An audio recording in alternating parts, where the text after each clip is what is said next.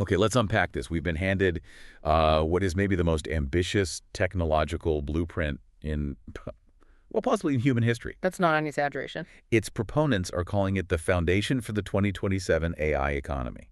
And it's all built on this thing called the Global AI OS Stack 2.0. Right. And we need to be really clear with you, the learner. Don't think of this as, just a server update or a new version of an operating system for your computer. No, not at all. The sources we have treat this as something much, much bigger. They treat it as nothing less than a complete system-engineered operating system for civilization itself, a cognitive and material OS for the entire planet. And what's so fascinating here, I mean, the thing that really stands out is the sheer audacity of it, the technical rigor of the scope. It's staggering. We're moving so far past just optimizing an app or a supply chain. This blueprint is an attempt to optimize planetary sustainability. It tries to define and measure human contribution itself and manage global economic flow, down to the individual joule of energy spent. And it explicitly replaces the economic systems we have now, the capital-driven ones. It completely replaces them with a mathematically rigorous, what they call a merit-centric computation model. So that really sets our mission for this deep dive. For you, the learner, we need to get a quick but really thorough grasp of the core mechanics here. How does this radical shift in society and economics actually work? What are the building blocks? Exactly. What are the foundational architectural components that let you even attempt this kind of global synchronization? What are the new economic laws that decide what value is? And maybe most importantly, what are the governance frameworks that are supposed to make this whole planet-scale vision viable and auditable and, hopefully fair? And the big underlying claim that holds it all together is that this system is engineered to turn every single thing, every human, every device, every measurable process. From what, like designing a microchip to... To you recycling a plastic bottle, all of it. It turns every action into a synchronized node on a self-learning planetary network. A planetary brain. You could think of it that way. And the ultimate measured output of this network isn't money. It's the continuous cumulative production of the Global Intelligence Product, or GIPX, an index that is explicitly designed to replace GDP entirely as the benchmark for progress. That's a huge philosophical claim right there. Replacing a monetary index built on consumption with an intelligence index built on knowledge gain and efficiency. It forces a total change in perspective, Yeah. And what's fascinating about the technical side is this effort to mathematically anchor every single aspect of life, from data flow to ethical compliance. It all has to be tied to measurable, verifiable outcomes. And to do that, they had to throw out the old models. Completely. The architecture shifts us away from that traditional three-tier computing model of, device, cloud, network. Instead, it introduces something revolutionary. A dual-plane architecture. And this dual-plane idea, this is the architectural key to the whole thing because it's all about intentionally separating policies from data. Correct. The policy layer, the what should happen, and the execution layer, the what is happening, are kept mathematically distinct. And this isn't just a nice design choice. It's a requirement. It's a mandate. It's for formal verification and for rigorous AI safety inspection. Which brings us to the core question we have to answer. How does this OS actually manage to synchronize all of these chaotic, cognitive, material, and energetic processes across the entire planet, all while aiming for this incredible goal of economic entropy approaching zero? The elimination of unmeasured waste. Exactly. Okay, so let's start with that absolute foundation, the traditional computing model where, our devices just dump data into the cloud.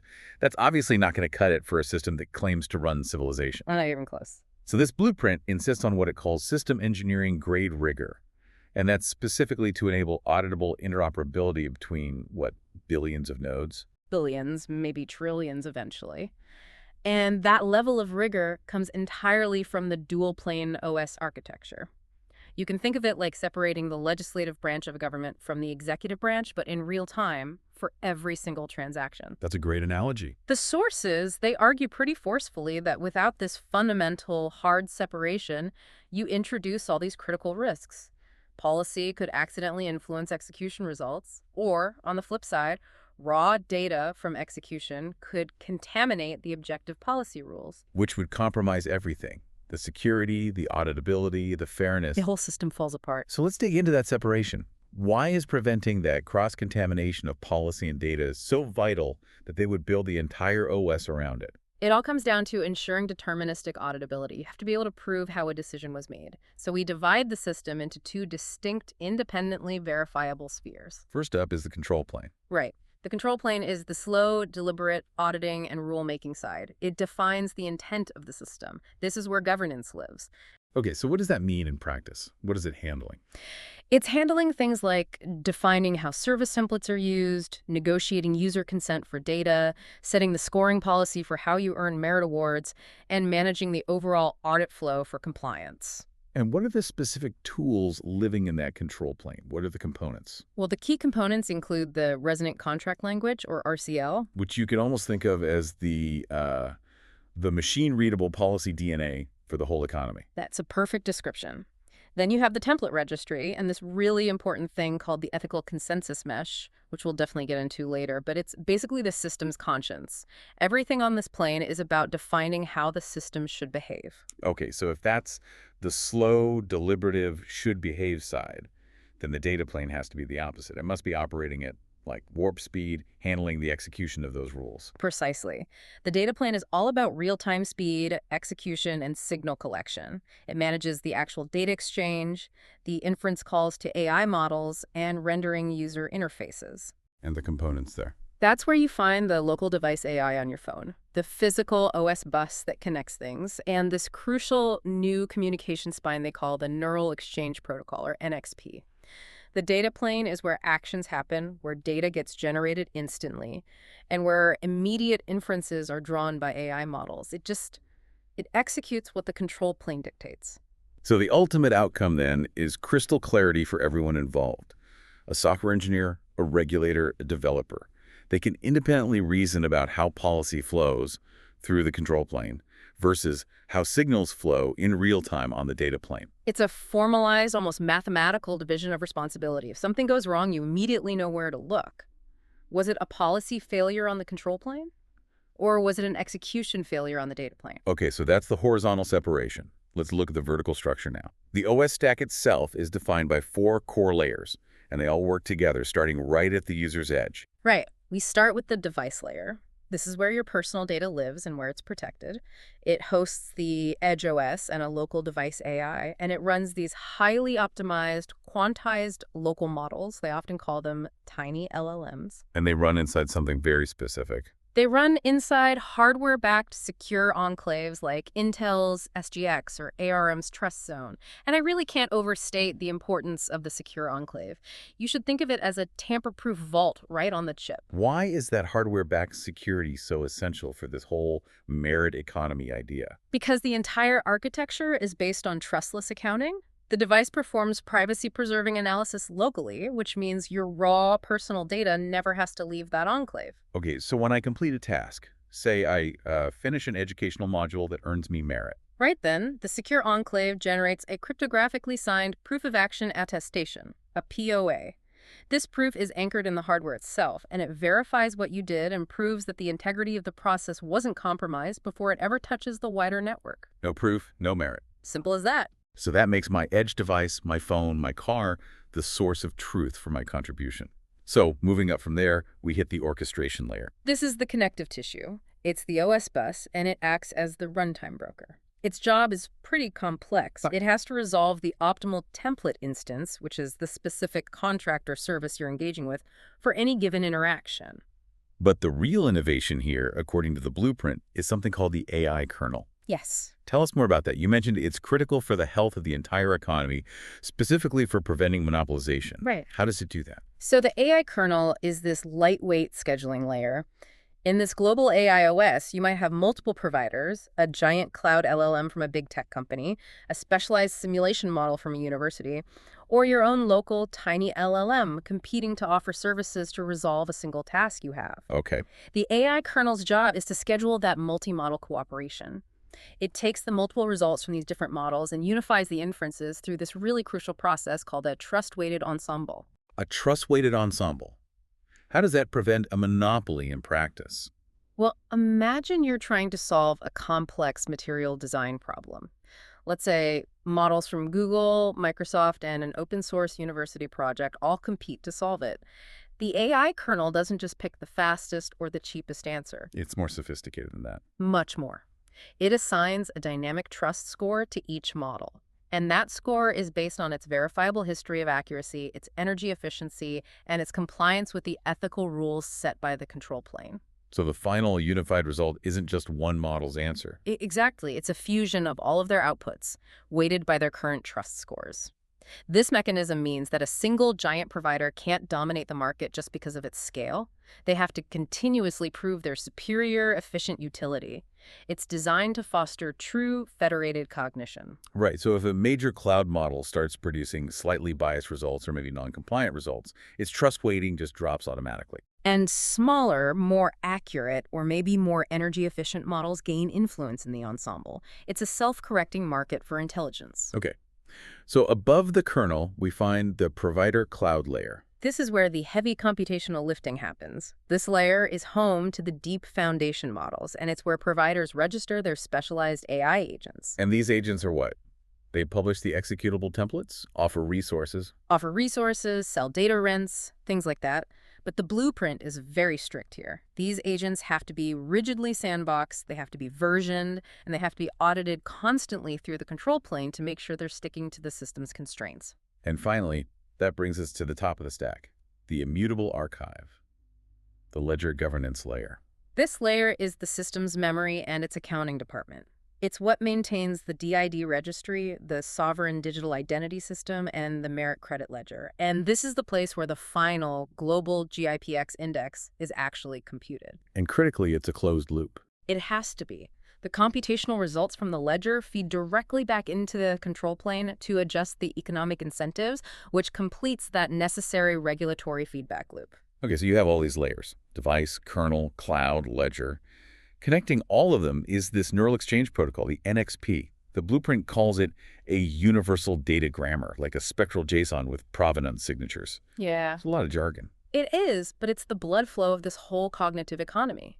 The NXP guarantees that every single message moving through the system is auditable, that it carries all the necessary context, and that it fuses semantic meaning, provenance, so where it came from, and cryptographic proof into a single atomic message. The NSP packet. The NXT packet. And its structure really tells you everything about what the architects of this system value. It goes so far beyond just logging data. It anchors every action in space, time, identity, and even thermodynamics. It's a holistic record of the event. It is. Each packet has to carry an actionid, which is the specific event performed.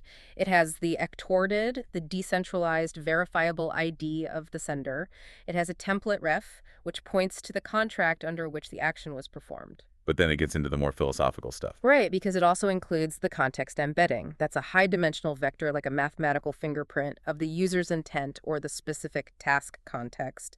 And critically, it also includes the energy delta, which is measured in joule-equivalent energy used for the action. The fact that energy usage is a mandatory native field in the core data packet of the entire economy, yeah, that's revolutionary. It is. It makes physics a non-negotiable part of the accounting system. It's not an externality anymore. Absolutely not. And then the NXP packet concludes with the attestation signature, which is the cryptographic proof bundle that verifies the integrity of the whole thing. So the function of NXP is twofold. Exactly. First, it ensures auditable interoperability between all these different models and devices. And second, it future-proofs the system. By including energy cost and the intent embedding, it connects every action, whether it's digital or physical, directly to its thermodynamic cost on one side and its informational complexity game on the other. It makes energy consumption and ethical intent natively readable by the entire network. So to use that example from earlier, a user completing an educational quiz, it's not just recorded as quiz completed. No. It's now recorded as a cryptographically verifiable event that cost X joules of energy, generated Y amount of verified knowledge, what they call entropy gain, was performed by DDZ with intent I under policy T, and is now ready for scoring. And that meticulous, traceable accounting is the only way this merit economy could ever credibly replace our current fiat systems. It's the only way. That impeccable accounting brings us directly to the economic engine itself. This is really the radical core of this 2027 vision, replacing traditional money-centric coordination with merit-centric computation. Right. So every verifiable action becomes a unit of contribution, and is tied to a score. The OS effectively becomes this self-regulating economic organism. It operates as a continuous energy information merit loop, and it's designed to ensure that value is generated not by simple consumption, but by verifiable efficiency, by contribution, and by sustainability. It rewards progress, not just activity. That's the goal. So this whole flow is defined by a very rigorous five-stage resonance cycle. How does this feedback loop actually govern the creation of value from a single, simple action? It's a closed system, and it's designed for rapid reinforcement. So stage one starts with the action. A user or an agent performs some measurable, valuable task. It could be learning something, performing maintenance on a machine, solving a design challenge, or recycling materials. Okay, action is taken. What's next? Stage two immediately triggers proof generation. Just like we discussed, the device and the provider co-sign that proof of action, the POA. And that verifies the integrity, the energy cost, and the entropy delta of that action. And that POA attestation is the foundational element here, isn't it? It has to verify that the event actually occurred under authenticated conditions. Yes. And for high-value actions, it's even more stringent. They demand multi-signature attestation. Meaning? We're talking signatures from the device AI's secure enclave, from the provider cloud agent that used the data, and from an independent ledger node that witnessed the transaction. So triple verification. Right. And that makes gaming the system extremely difficult because you'd have to compromise 3 separate cryptographic keys at the same time. So once that robust proof is verified, we move to stage 3, scoring. Yes. The score engine, which lives up in the control plane, interprets the complex rules that are defined in that resonant contract language, the RCL, and it computes the exact merit value and context weight for that action. That's stage 4, credit. Merit credits, they use the symbol M arrow, are issued immediately to the user's DID wallet, and the global GIPX index is updated in real time. And then the final stage closes the loop. Finally, stage 5, reinforcement. The AI kernel adapts its scheduling, its recommendations, and the future task opportunities it offers you based on the merit data that was just generated.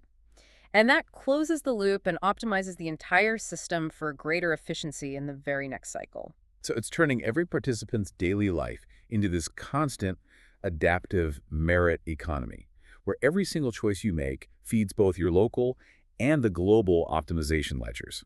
This is a system that is actively training its users to be more efficient. That is exactly what it's designed to do. Okay, now we have to dive into the mathematical core of this, the merit credit formula itself. This is where the principles of physics and economics really merge in what they call the semantic energy model. And this model is highly prescriptive. It's designed specifically to incentivize efficiency over just raw consumption.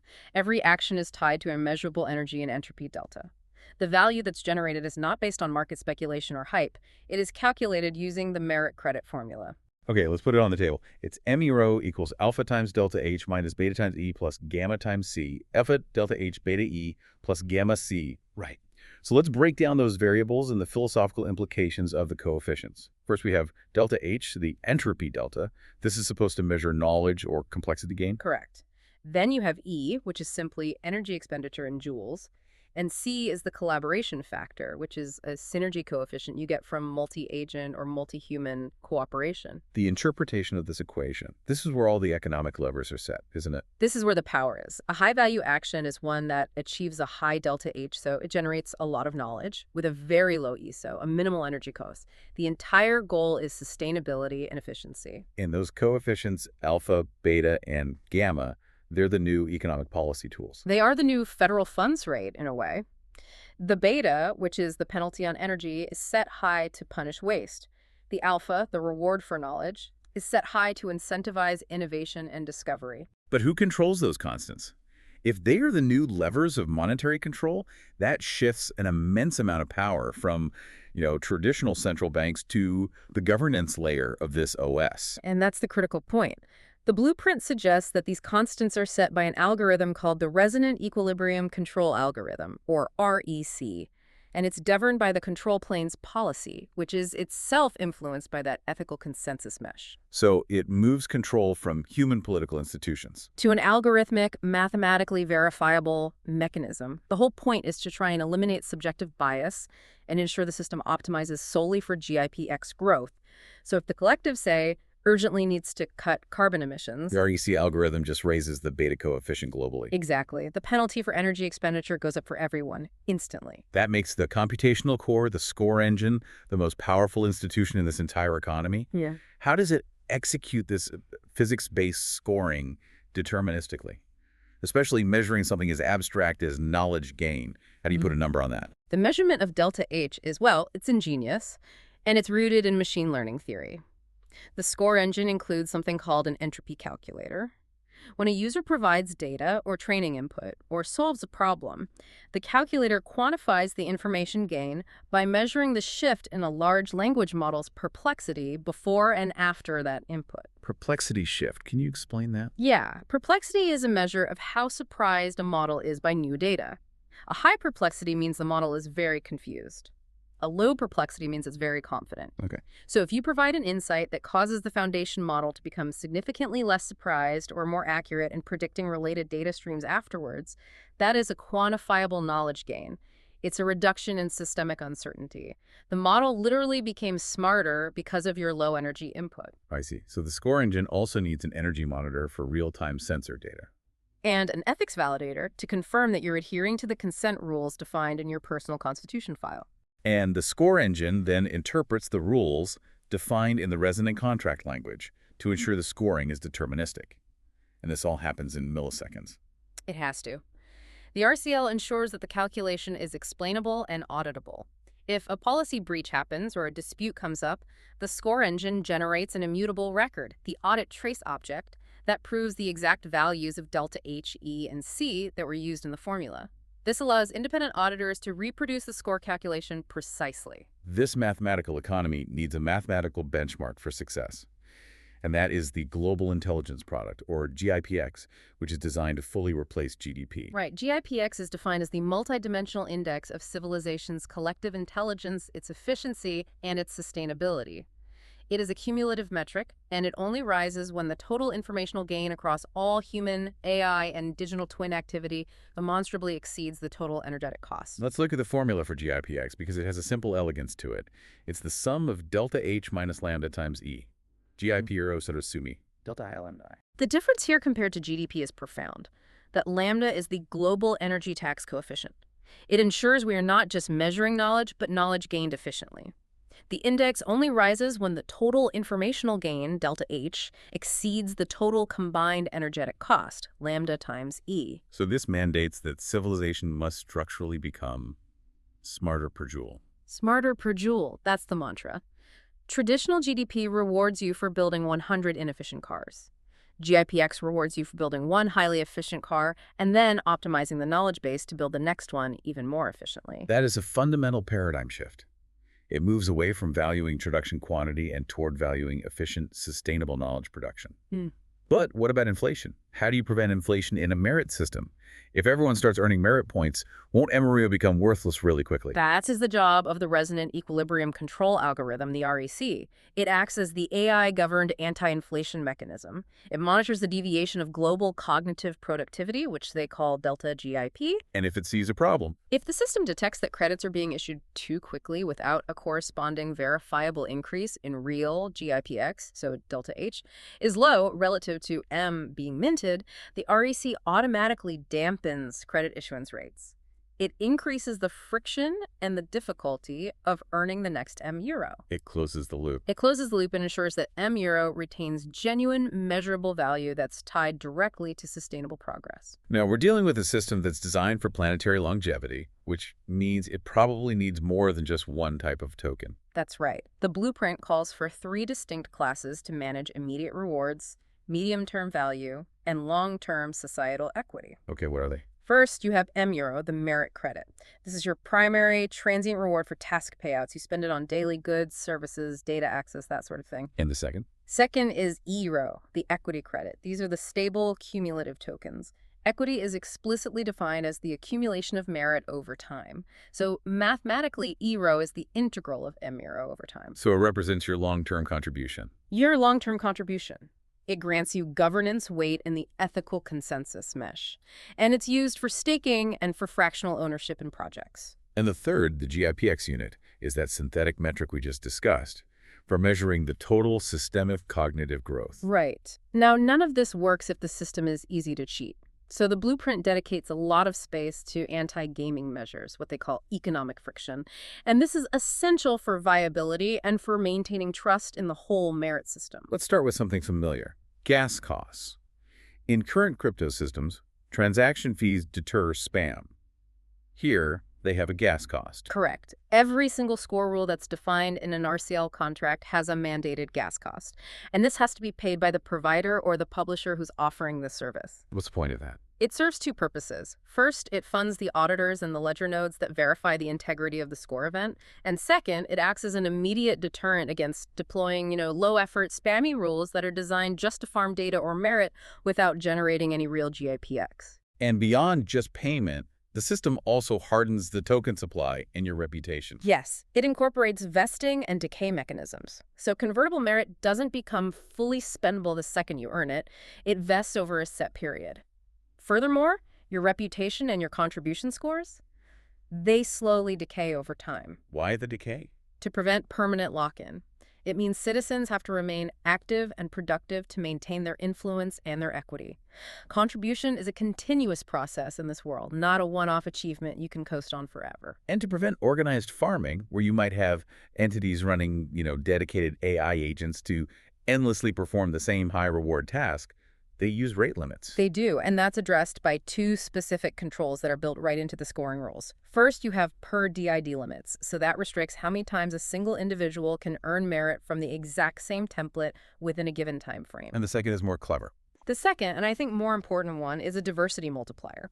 This actively rewards users who interact with a broad array of different templates and providers. So concentrated, monotonous activity, which is typical of a farming operation, is actively penalized. This ensures the system incentivizes genuine, diverse contribution across the whole economy. And the blueprint even mentions that they're running their own adversarial red team farms during the pilot phase. Which is a vital, proactive approach.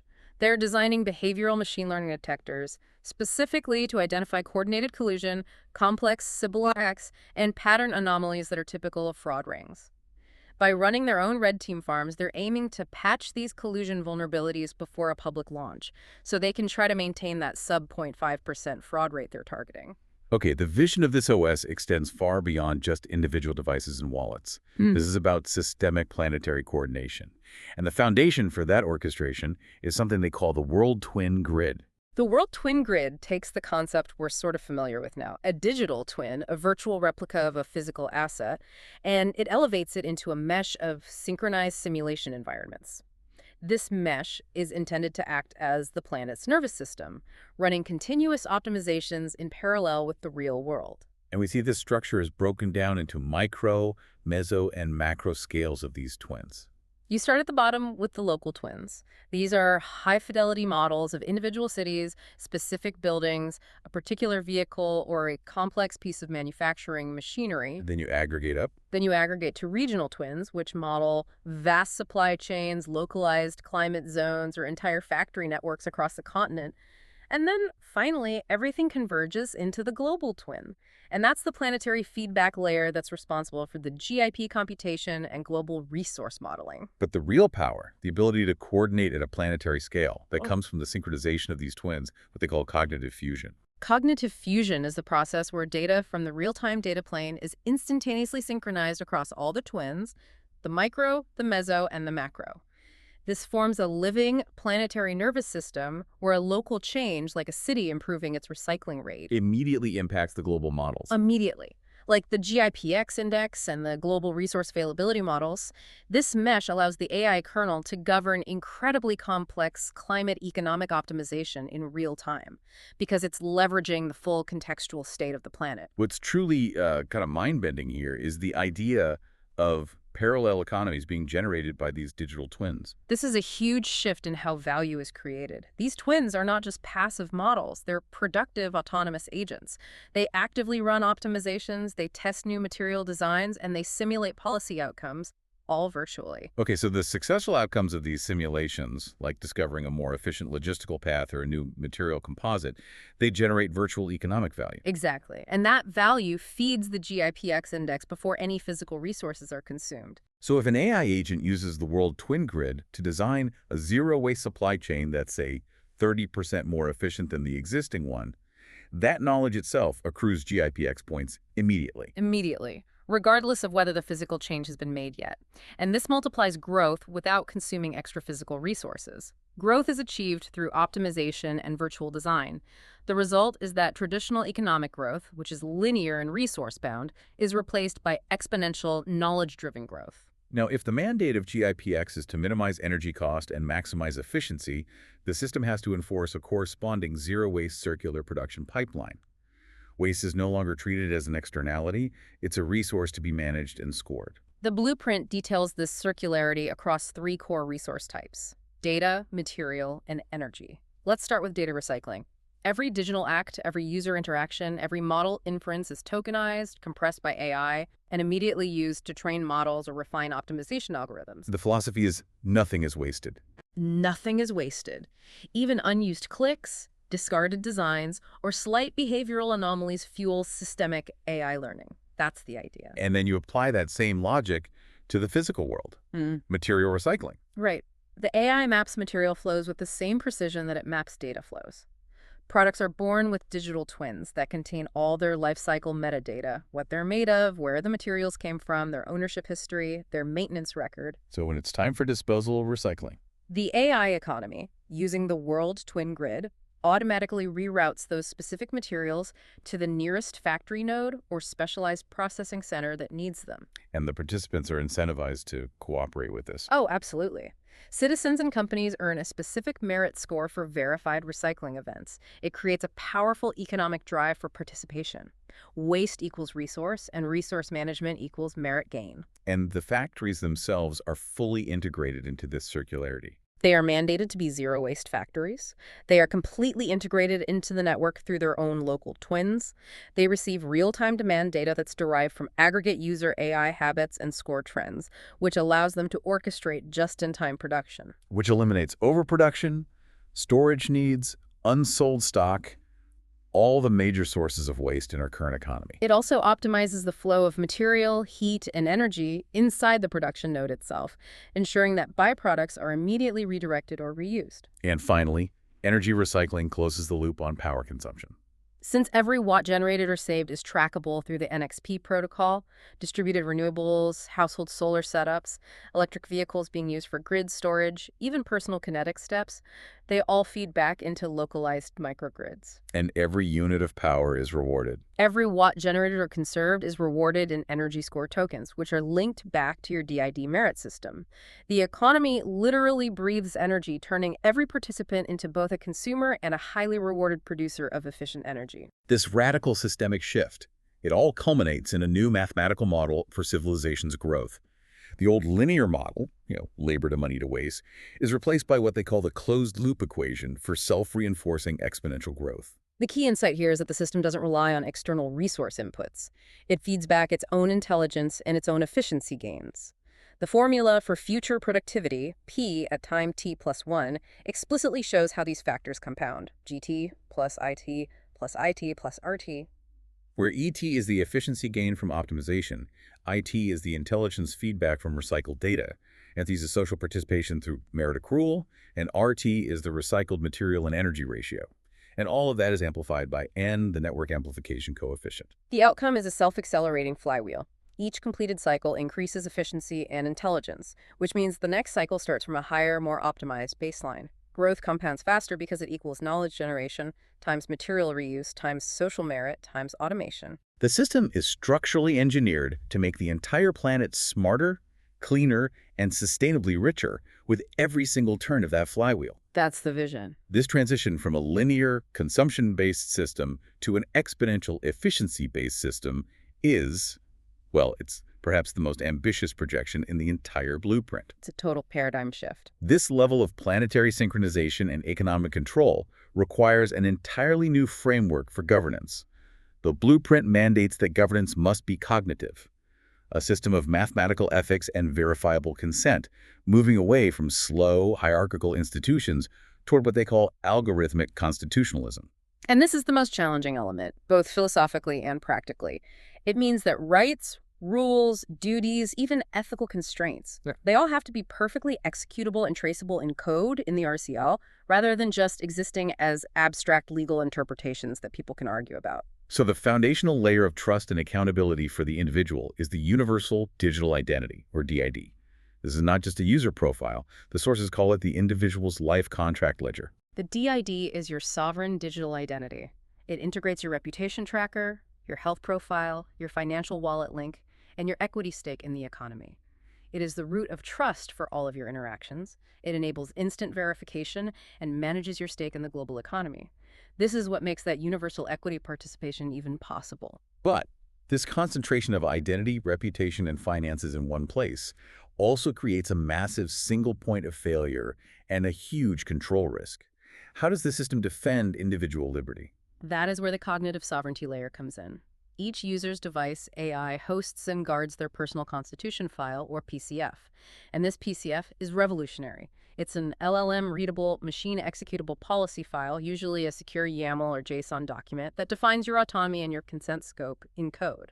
So it's literally my digital bill of rights and obligations signed in code. Can you give us an example of what a PCF might contain? Sure, it might specify something like, allow access to vitals data for hospital diagnostics only, read-only, for a maximum of 72 hours, and it's revocable instantly. Or it could define reward ratios like 70% of all euros earned from educational activities must be automatically converted to e-equity. It can set ethical constraints, too. Like AI Economy Limited or an environmental cap like carbon budget, 10 kilojoule a month. This machine-readable, digitally signed file formalizes your personal bill of rights and obligations, and the AI kernel must verify compliance with this PCF before it can execute any template interaction on your behalf. But individual constitutions need global harmony, right? Yeah. That harmonization process is handled by the Ethical Consensus Mesh, or ECM. This is a decentralized voting and negotiation mechanism. And crucially, it doesn't use proof of stake, where wealth equals influence. It uses merit reputation that you've accrued through your GIPX contribution. So it ensures influence is tied to verifiable societal value. That's the idea. So the ECM harmonizes personal constitutions with broader provider and global policies in real time. But how does it reconcile potentially conflicting personal values on a global scale?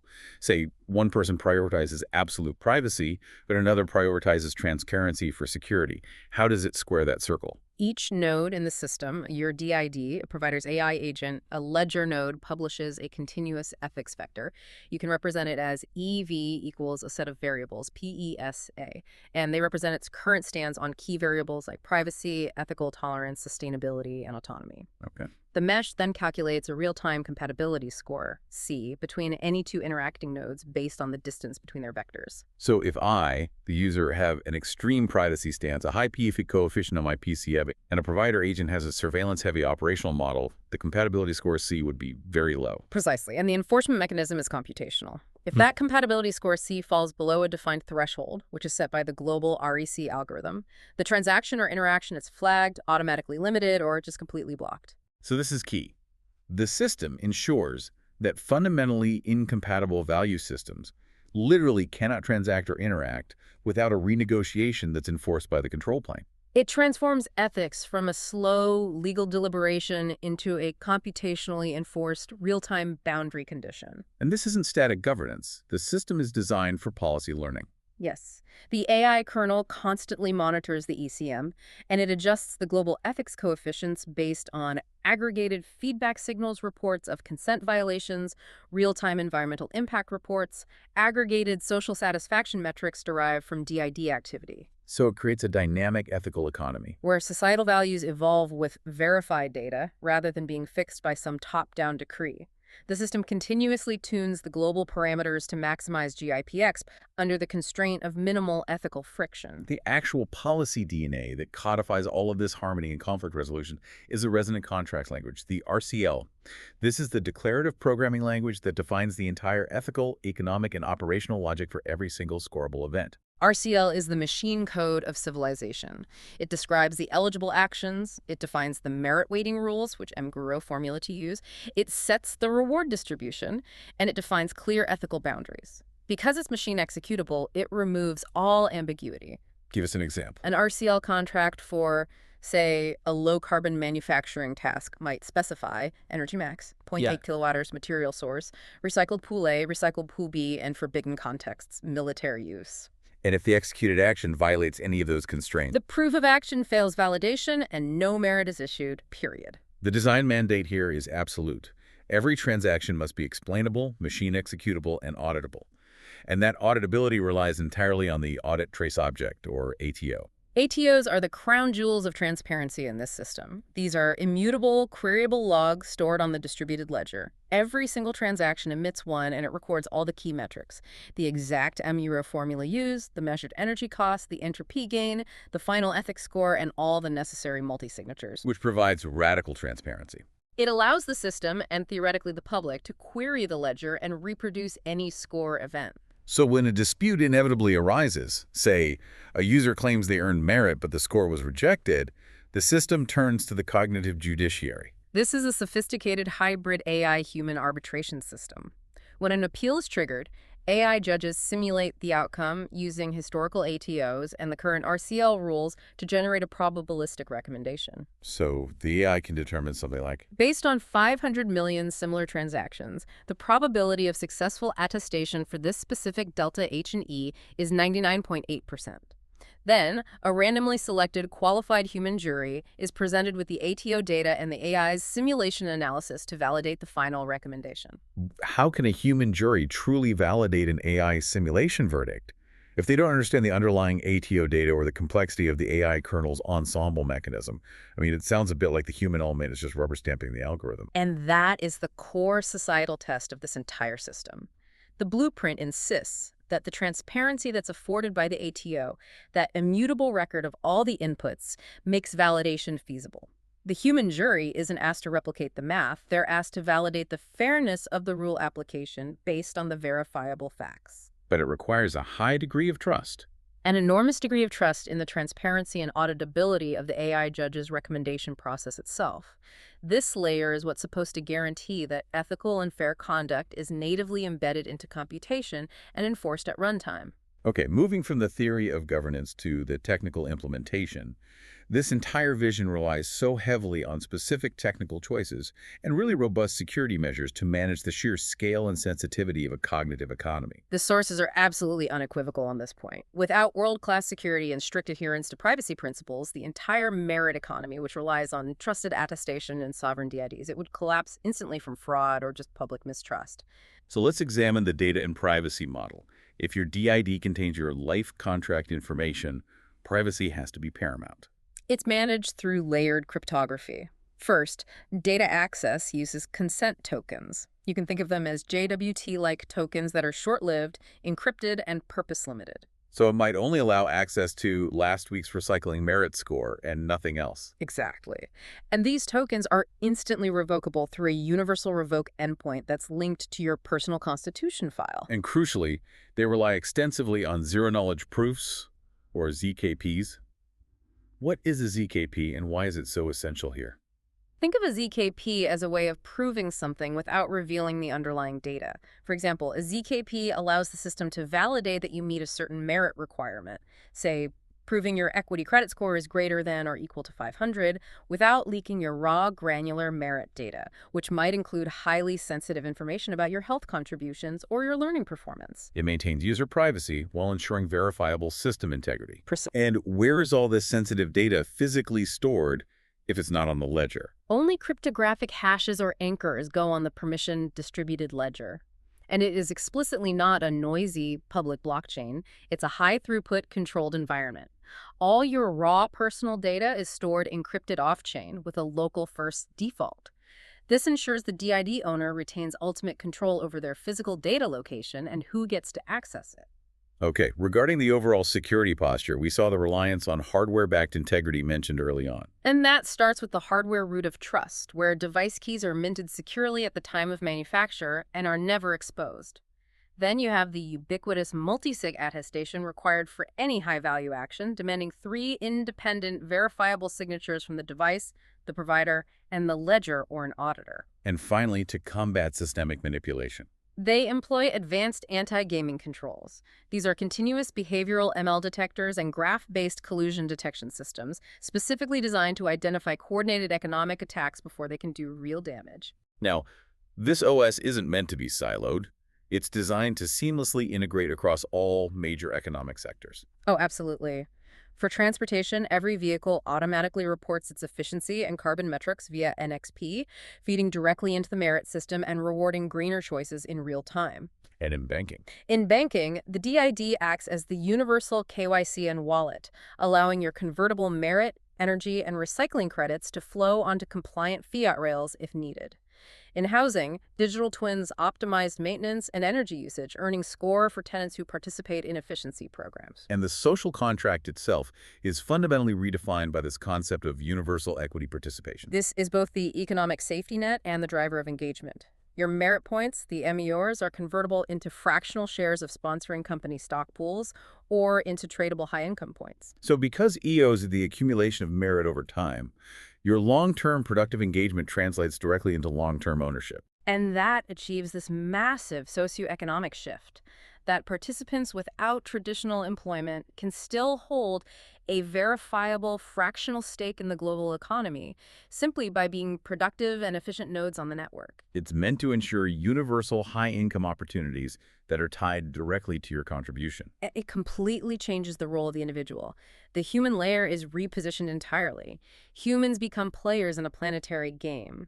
AI mentors guide citizens to maximize their contribution, their score, and their equity, which perfectly aligns personal prosperity goals with the planetary optimization goals as defined by GIPX. That sounds a lot like a gamified existence where an AI is continuously nudging you toward optimized behavior. The blueprint frames it as assisted self-actualization. The AI removes economic uncertainty by showing you the most merit-efficient path to contribute and earn equity. The individual still holds sovereignty through their PCF, but the system is actively training you to be an optimal economic agent.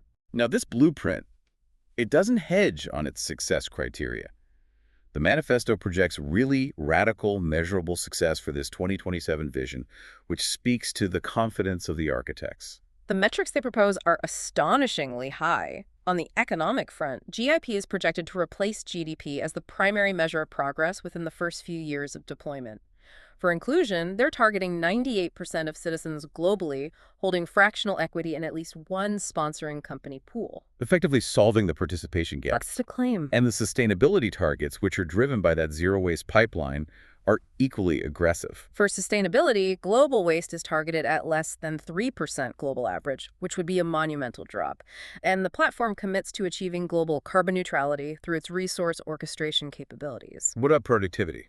The AI-human collaboration ratio is projected to exceed 3-to-1. That means for every human task completed, the AI contributes 3 times the verifiable GIPX value through optimization, simulation, and execution assistance. And finally, the critical metric of trust, system integrity. They are targeting a fraud rate of less than 0.5% after the initial pilots, banking on the power of that multi-signature attestation and the behavioral ML detection. They project that over 98% of all score events will carry the required, verifiable, multi-party attestations, which would guarantee the economic integrity necessary for the system to function as a truly mathematically verified, economically self-stabilizing civilization. So what does this all mean for you, the learner? We've just done a deep dive into the ultimate operating system, a world designed not by abstract market forces or political compromise, but by a mathematical commitment to verifiable efficiency and ethical alignment. And it's all formalized through the resonant contract language and enforced by that dual-plane architecture. The core unifying insight is clear. For AI to operate at a truly planetary scale and replace our existing economic structures, every single action must be measurable, it must be verifiable, and it must be tied simultaneously to an economic reward, the M-euro, and a physical energetic cost, the E. It's a vision where governance is defined by physics and code. If we connect this to the bigger picture, the most complex challenge isn't really the technology. I mean, secure enclaves, ZKPs, the NXP, these are largely scalable concepts at this point.